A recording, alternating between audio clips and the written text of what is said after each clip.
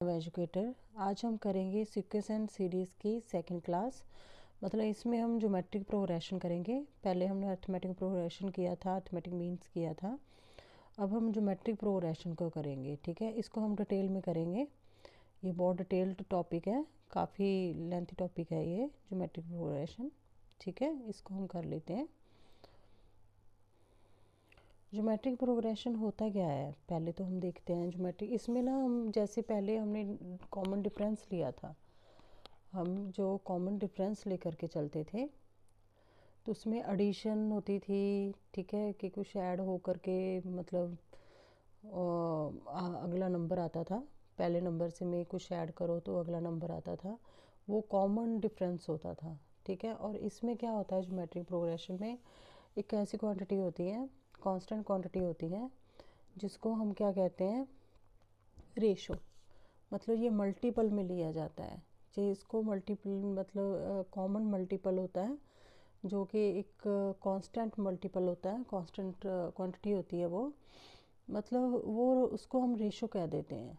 ठीक है, जैसे कि कोई भी हमने प्रोग्रेशन ले लिया, हमने उसमें हमने दे रखी है, हमें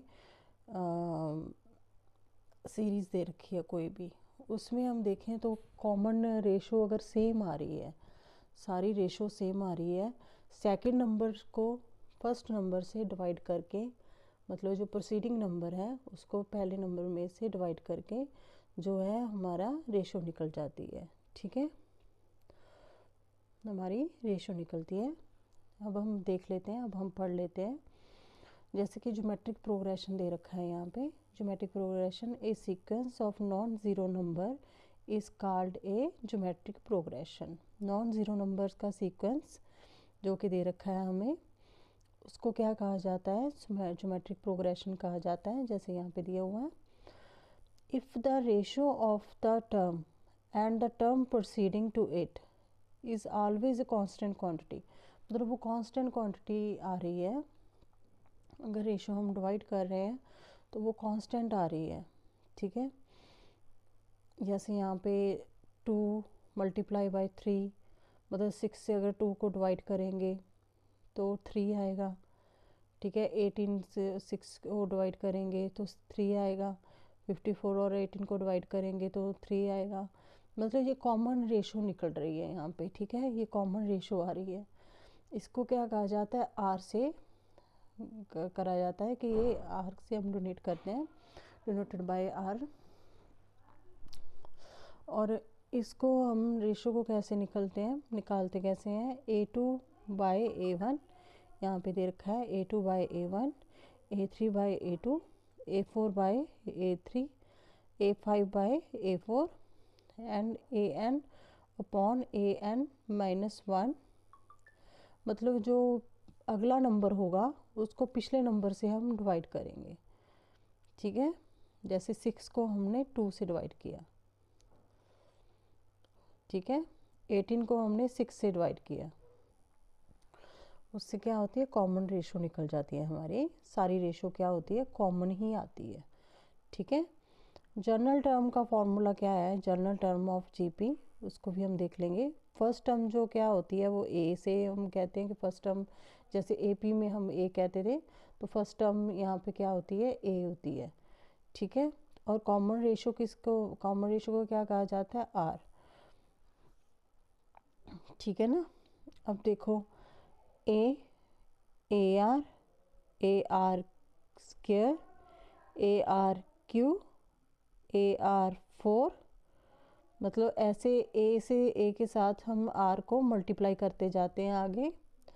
जैसे जैसे आर को मल्टीप्लाई करते जाएंगे आगे आगे, मतलब हमारा जो नेक्स्ट नंबर निकलता जाएगा सीक्वेंस में। ठीक है, तो ये A1 है, ये A2 है, ये A3 है, A4 और A5। ठीक है, अगर हमने A100 निकालना है, A100 हमने अगर बता दिया जाए कि हमें A100 निकालो, तो A100 निकालेंगे तो AR99 आएगा। ठीक है, AR99 जो पिछला नंबर होता है वो होता है AR99। मतलब जो AN है वो AR(n-1) है। ये क्या आ गया, जनरल टर्म का फॉर्मूला आ गया। AN equal to AR(n-1). जो n टर्म फॉर्मूला है वो AR ऊपर n-1।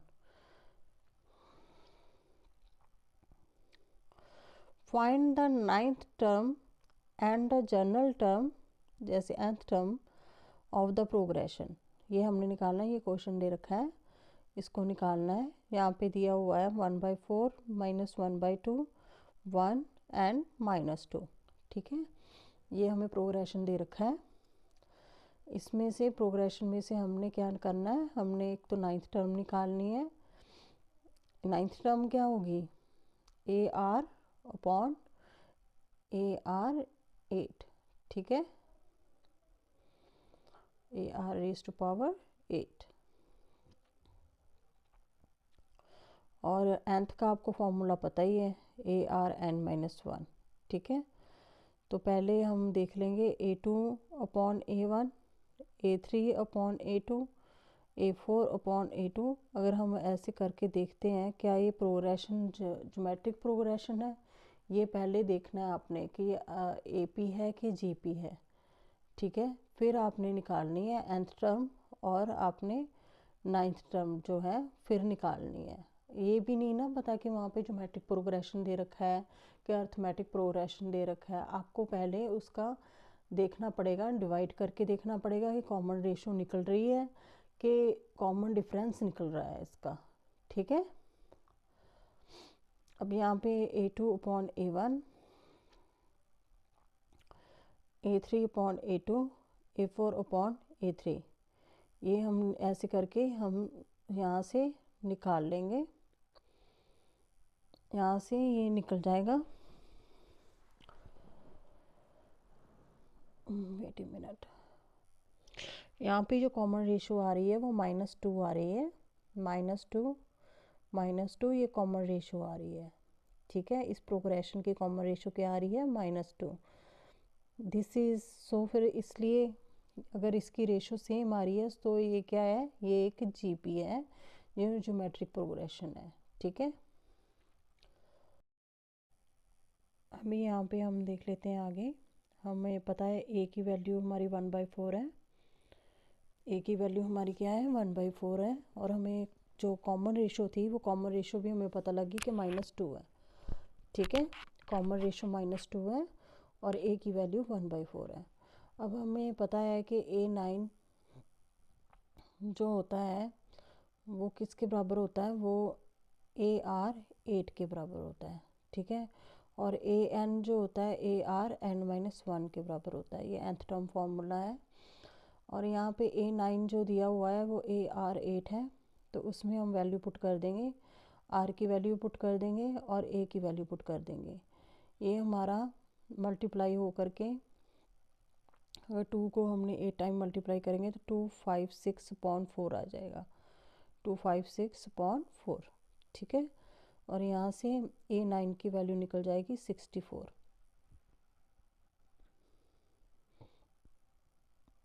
अब यहाँ पे आता है nth टर्म फार्मूला से हम क्या निकालेंगे, AN की वैल्यू AR(n-1). ठीक है, AR(n-1). अगर आपने कभी भी, अगर आपको प्रॉब्लम आ रही है, अगर आप कह रहे हो कि ये AR8 कैसे आ गया, A9 था, मतलब वो AR8 कैसे आ सकता है, जहाँ जो 7th टर्म है वो AR6 कैसे आ सकती है, तो ये इसी फॉर्मूले से निकला है, nth टर्म फॉर्मूले से। ठीक है ना, अब यहाँ पे हम वैल्यू पुट करेंगे, A की वैल्यू पुट कर देंगे और R की वैल्यू पुट कर देंगे। A की वैल्यू पुट की और R की वैल्यू पुट करी, तो इसको हम सॉल्व कर लेंगे। सॉल्व कैसे करेंगे, जो -1 को हम कॉमन ले लेंगे, n-1, और 2 को हम n-1 लिख लेंगे। जो -1 है उसको हम कॉमन ले लेंगे और नीचे क्या आ जाएगा, 2 स्क्वायर आ जाएगा, 4 का क्या करेंगे, 2 स्क्वायर आ जाएगा। उसके बाद उस 2 को हम ऊपर ले जाएंगे और वो -2 बन जाएगा ऊपर जा कर के। ठीक है, और वहाँ से हमें ए एन की वैल्यू निकल जाएगी। ए एन की वैल्यू -1 एन -1 और 2⁻n−3 आ जाएगी। ठीक है, ये आप निकाल सकते हो। यहाँ से A6 की वैल्यू भी निकाल सकते हो, A5 फिफ्थ की वैल्यू भी निकाल सकते हो। जितनी वैल्यूज़ आप निकालना चाहें जहाँ से निकाल सकते हो।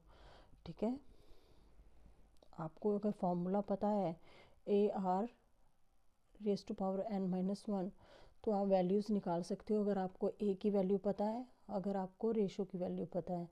रेशो कैसे निकलनेगी वो मैंने आपको बता दिया कि जो प्रोसीडिंग नंबर है उसको आपने डिवाइड कर देना है,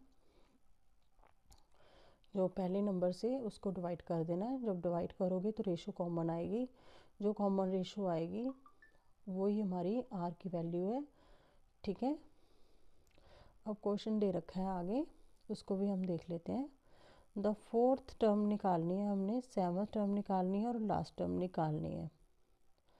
ऑफ नहीं दे रखी है ये सॉरी ये दे रखी है। फोर्थ टर्म दे रखी है हमें 10 दे रखी है, और जो हमें सेवन्थ टर्म है वो हमें 80 दे रखी है, और लास्ट टर्म जो है वो 2560 दे रखी है हमें।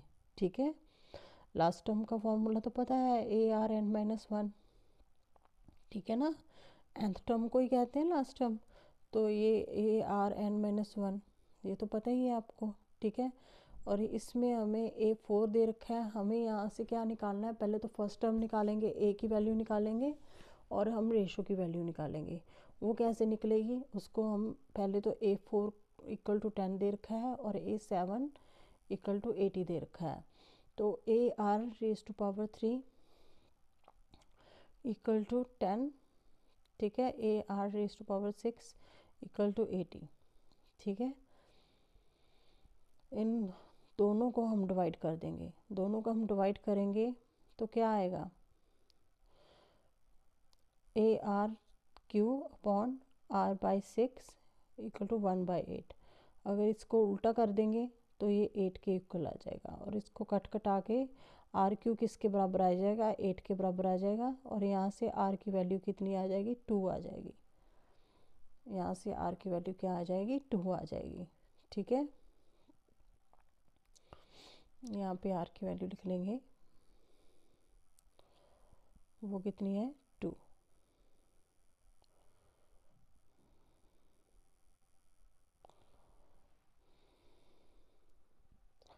और उस 2 को हम पुट कर देंगे, जैसे कि लास्ट टर्म हमें पता है 2560 है, और इसमें क्या करेंगे हम AN हमें पता ही है, AN जो है 2560 है, ARn-1 है, तो इसमें हम पहले तो A की वैल्यू पुट कर देंगे।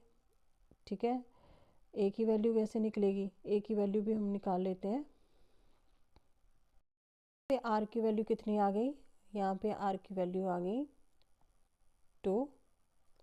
R की वैल्यू कितनी निकली थी हमारी, 2 निकल गई थी, और उस 2 को हमने कहाँ पे पुट कर देना, फर्स्ट क्वेश्चन में पुट कर देना। फर्स्ट क्वेश्चन में जब पुट करेंगे तो वैल्यूज़ पुट करके आर की वैल्यू पता है और A की निकालनी है, तो ये किसके बराबर है, ये 10 के बराबर है। ठीक है, किसके इक्वल है, 10 के इक्वल है, और यहाँ से हमारी A की वैल्यू निकल जाएगी। A की वैल्यू कितनी आ रही है, 5/4 निकल रही है, और इसको हम A की वैल्यू को और हमारी R की वैल्यू को यहाँ पे पुट कर दिया, यहाँ पे पुट कर दिया ARn-1 में, तो यहाँ से 2⁻n-1 कितना आ गया, कटा के 2048 आ गया, जो कि किसके बराबर होता है, ये 2/11 के बराबर होता है। ये कैसे निकालोगे, ये ऐसे निकल जाएगा, इसमें वैल्यू पुट करो 2048, ये 2 जैसे हम करते थे पहले, ये गया 1 पे 1 0 2 एंड 4। ठीक है, फिर 2 पे गया, 5 पे 1 2, फिर 2 पे गया,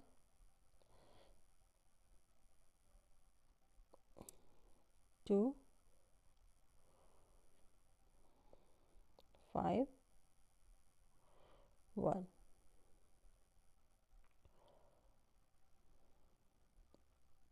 नहीं 6 आएगा, और यहाँ से फिर 2 पे गया 1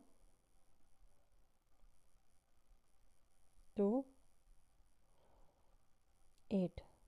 ऐसे करते ये जाते जाते 2⁻11 आ जाएगा। 6 4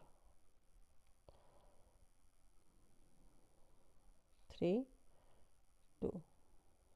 और इसके बाद हमें 32 का पता होता है, 2⁻5 है, ये 2⁻5 होता है 32, 2⁻5 मतलब 5 6 7 8 9 10 11, तो 2⁻11 आ गया, ऐसे निकलेगा। ठीक है, कैसे निकालोगे, ऐसे निकालोगे आप वैल्यूज पुट करके, इसमें आर की वैल्यू पुट करोगे, ए की वैल्यू पुट करोगे, उसके बाद इसको डिवाइड करके आपकी वैल्यू निकल जाएगी। वो 2⁻11 कैसे आएगी, अगर आप इसको करके देखोगे तो यहाँ से 2⁻11 आ जाएगी। ठीक है, 32 का क्या होता है, 32 2⁻2 होता है, 2�5 किसके इक्वल होती है, ये 32 के इक्वल होती है। ठीक है, इसलिए मैंने 2⁻5 लिख दिया। तो ये क्या आ गया, यहाँ से आ गया 2⁻11, तो यहाँ से n-1 equal to 11, n equal to 12 आ जाएगा। ठीक है, ये आंसर आ जाएगा इसका। ठीक है,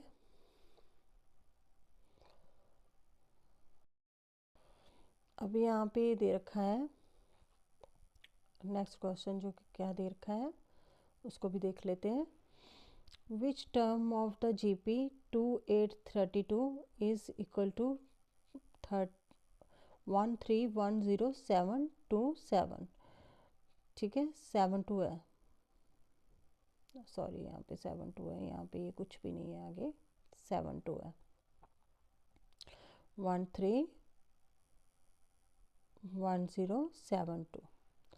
मतलब कौन सी टर्म है जो इसके बराबर है, ये हमने फाइंड आउट करनी है।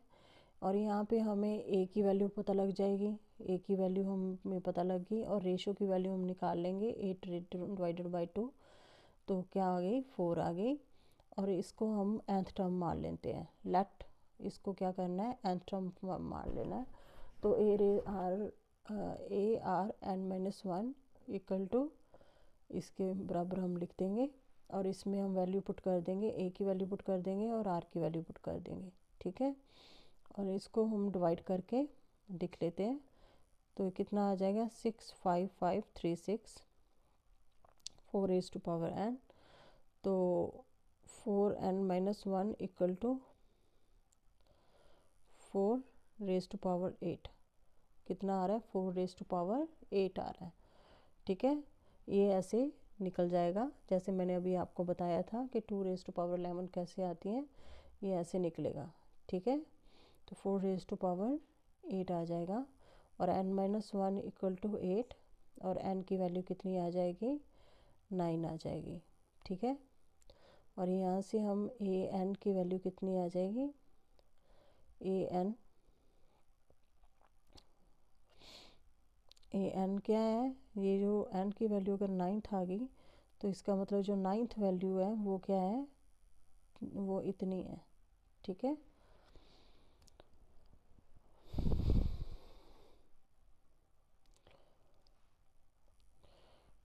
कितनी है जी, 1,31,072।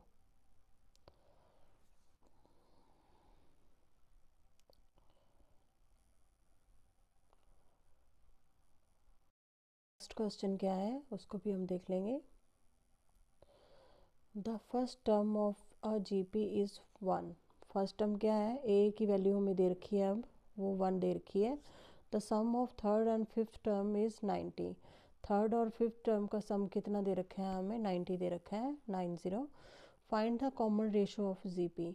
अब हमने कॉमन रेशो निकालनी है, वो कैसे निकालेंगे, AR² आ जाएगा, ये क्या है A3 और A5, A3 की वैल्यू पुट कर देंगे AR2, रेज टू पावर 2 और a r raise to power 4, मतलब ये वैल्यू पुट कर देंगे हम। हमें ये पता है कि A5 की वैल्यू कितनी होती है और A3 की वैल्यू कितनी होती है, वो हम वैल्यू पुट कर देंगे और इक्वल टू 90 के लिख देंगे। उसके बाद हम r square plus r raise to power 4 equal to 90 लिख देंगे। ठीक है, क्योंकि ए की वैल्यू कितनी दे रखी है, हमें 1 दे रखी है, वो वैल्यू हम पुट कर देंगे ए की। और आर स्क्वायर को हम क्या करेंगे, कॉमन ले लेंगे और 1 प्लस आर स्क्वायर आ जाएगा। उसके बाद इसको भी हम खोल के लिख लेंगे 9 इंटू 10।